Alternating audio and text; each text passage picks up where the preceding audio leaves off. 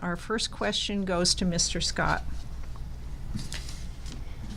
Mr. Scott, in light of the ruling last week by Judge Thomas Mukausher giving the General Assembly 180 days to devise a new structure for financing public schools, one of your first legislative tasks would be to address that requirement.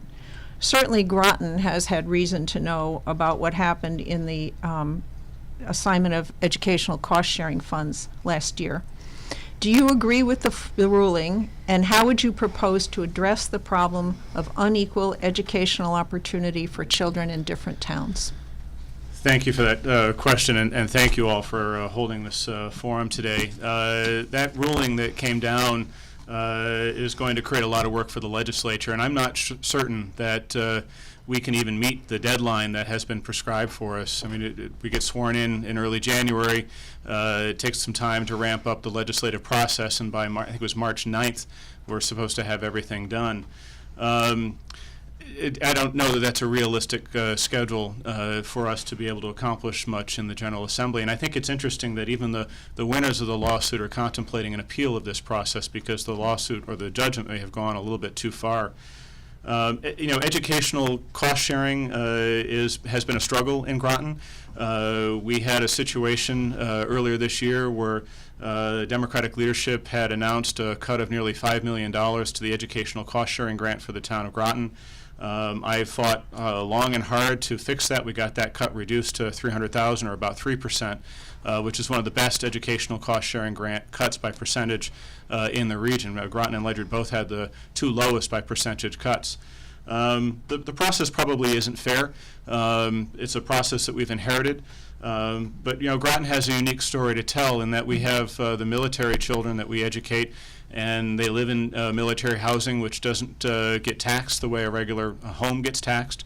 So the residents of the town of Groton are subsidizing the education of the military children. So we've always looked to the state to help us with that responsibility.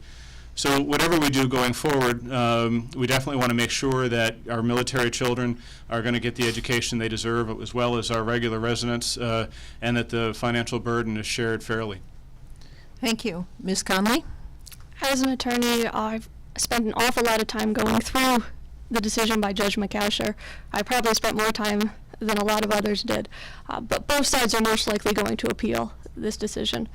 No one won or lost this decision, and I expect it to take some time to go through the appellate courts. I do not expect the legislature to be dealing with this matter in January, as it will still be in our appellate courts. Whenever the end result is reached, and the legislatures are dealing with 180 days to deal with the end result of this lawsuit, I will be at the table to make sure that Groton and Ledyard get the funding that our schools need.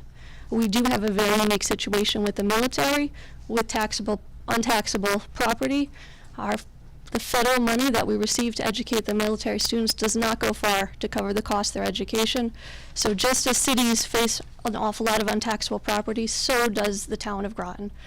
The town of Groton and the town of Ledyard children are entitled to a great education. They currently receive an excellent education. We have excellent teachers, but I will make sure that that continues. Thank you.